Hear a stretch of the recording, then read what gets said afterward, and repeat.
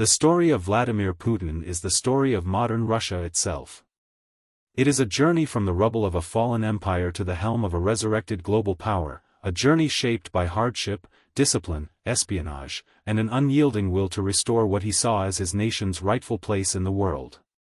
To understand the man who has dominated the 21st century's geopolitical stage, we must begin not in the gilded halls of the Kremlin, but in the grim, communal courtyards of post-war Leningrad.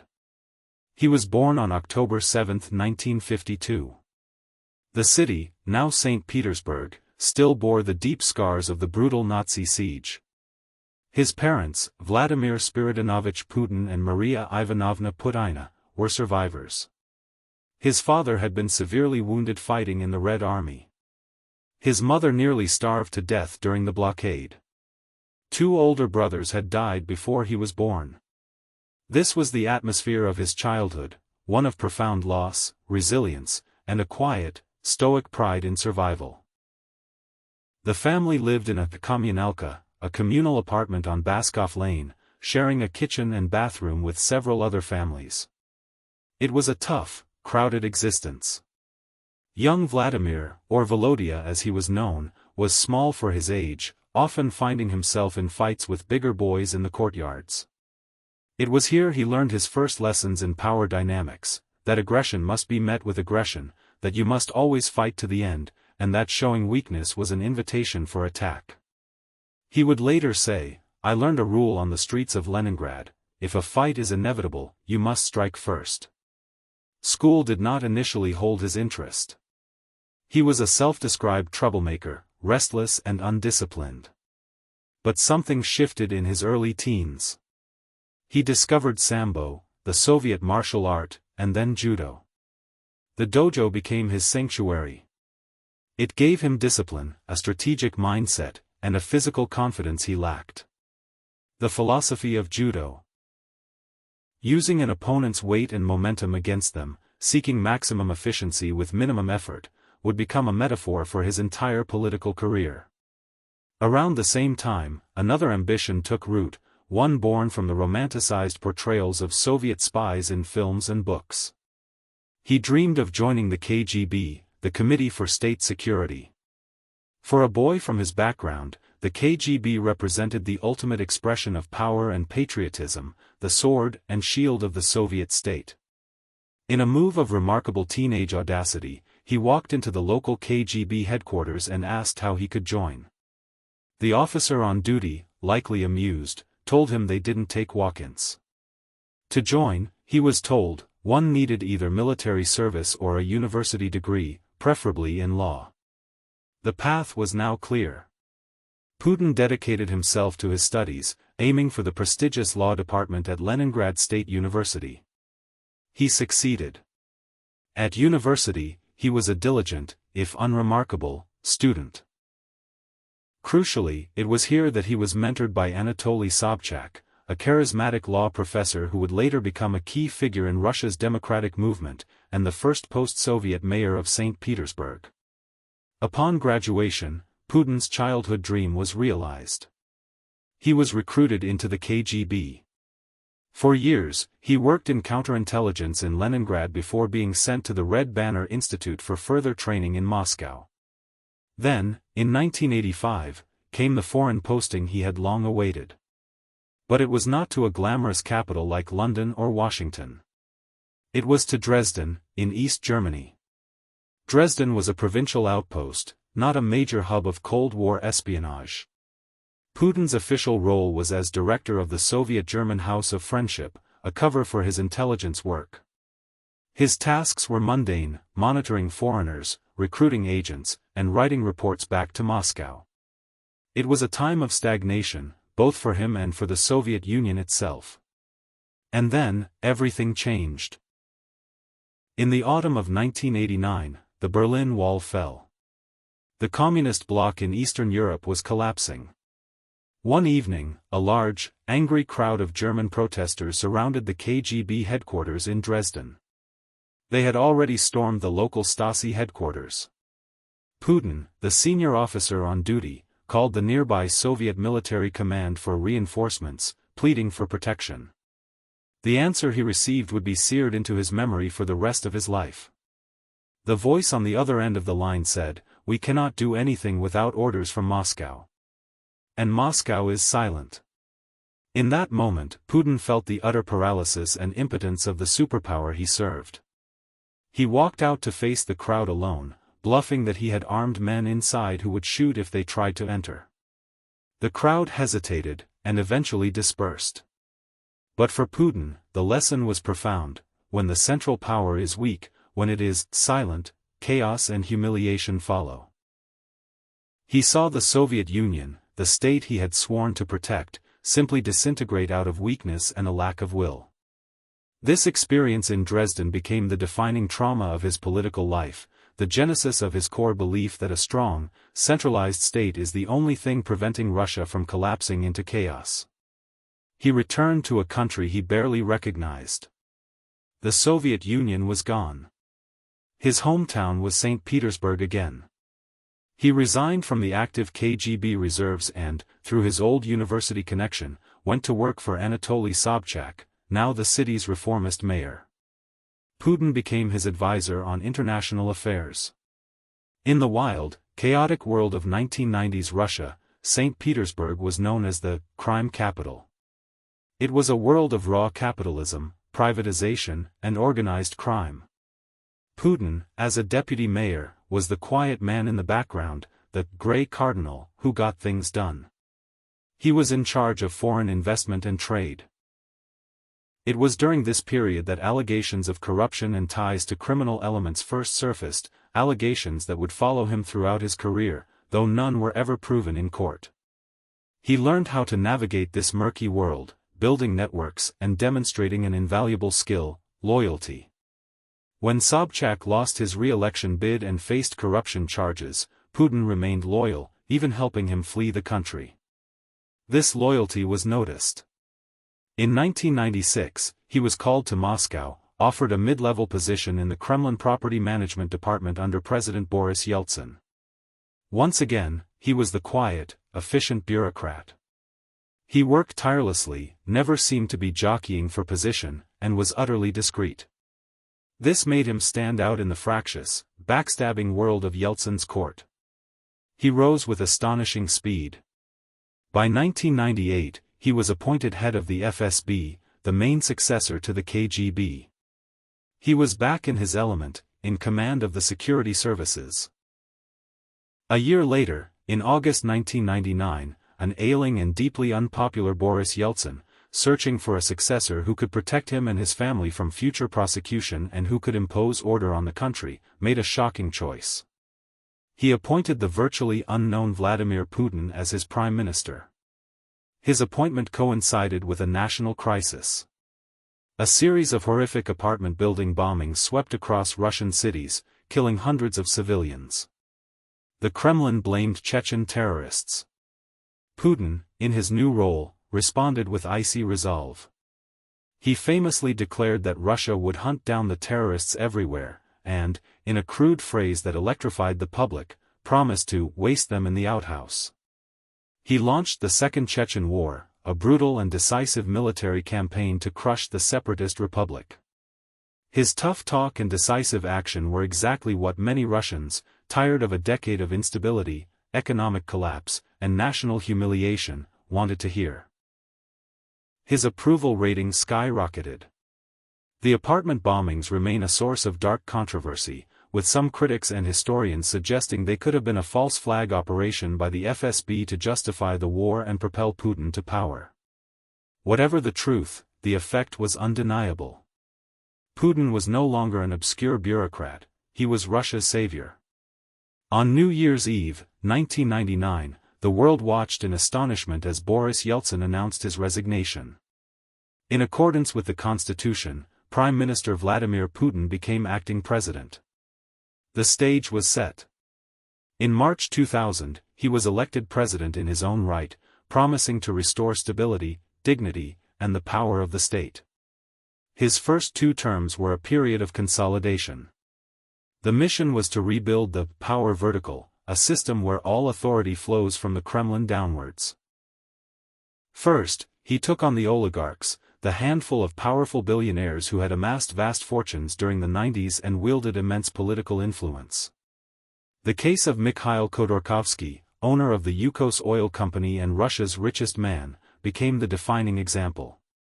When Khodorkovsky began funding opposition parties and hinting at his own political ambitions, he was arrested on charges of fraud and tax evasion and sentenced to years in a Siberian penal colony.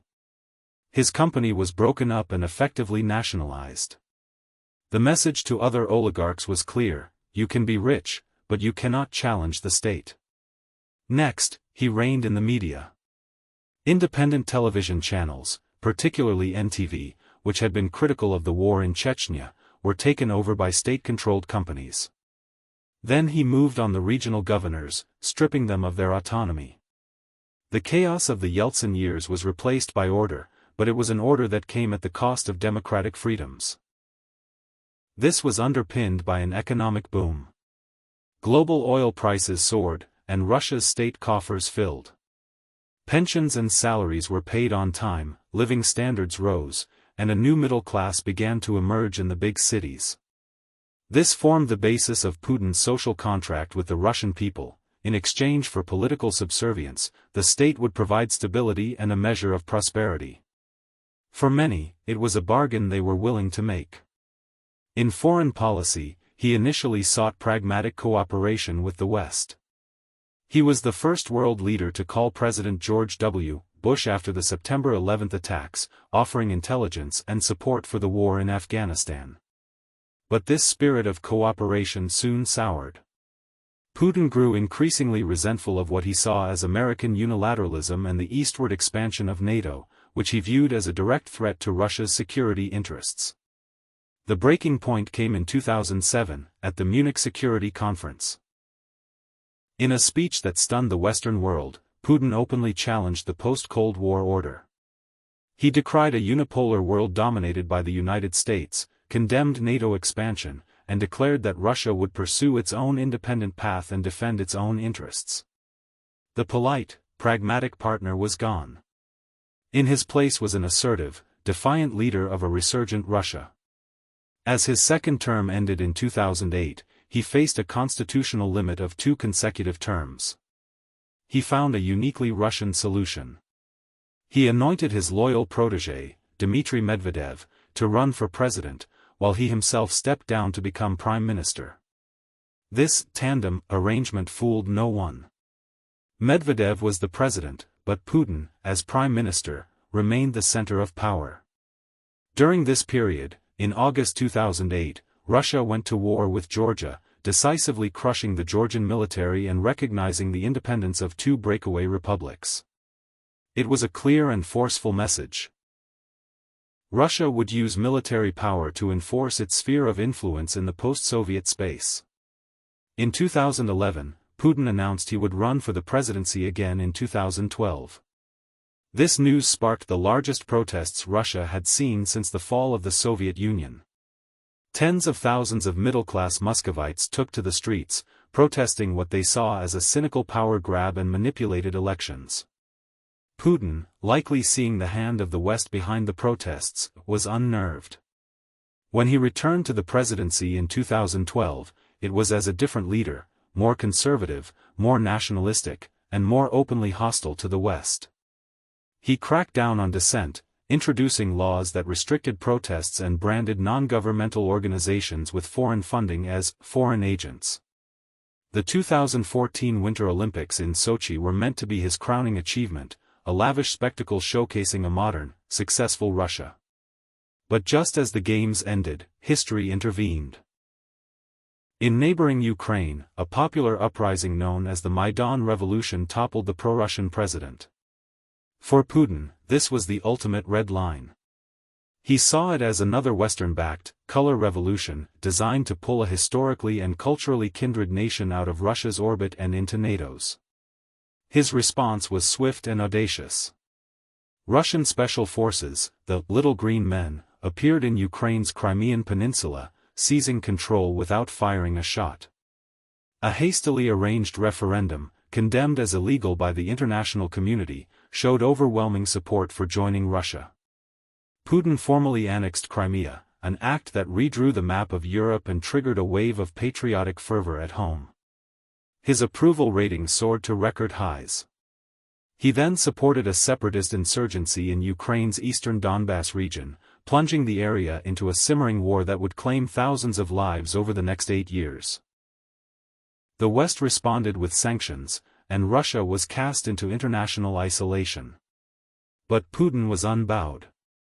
In 2015, he surprised the world again with a decisive military intervention in Syria, propping up the regime of Bashar al-Assad and re-establishing Russia as a major power broker in the Middle East. He was re-elected in 2018 with over 76% of the vote. In 2020, he orchestrated a nationwide vote on constitutional amendments. The most significant of these changes reset his presidential term count, allowing him to potentially remain in power until 2036. The message was clear: Putin was here to stay. The system he had built over 2 decades became increasingly autocratic. The last vestiges of political opposition were systematically dismantled. His most prominent critic, Alexei Navalny, was poisoned with a Novichok nerve agent, and after bravely returning to Russia, was arrested and imprisoned in a high-security penal colony, where he would later die. Independent media was shuttered, and any form of dissent was treated as treason. All of this was a prelude to the most consequential decision of his rule. For years, he had written and spoken at length about his belief that Ukrainians and Russians were one people, and that modern Ukraine was an artificial creation of the Soviet era on historical Russian lands. He viewed its pro-Western tilt, and especially its ambition to join NATO, as an existential threat.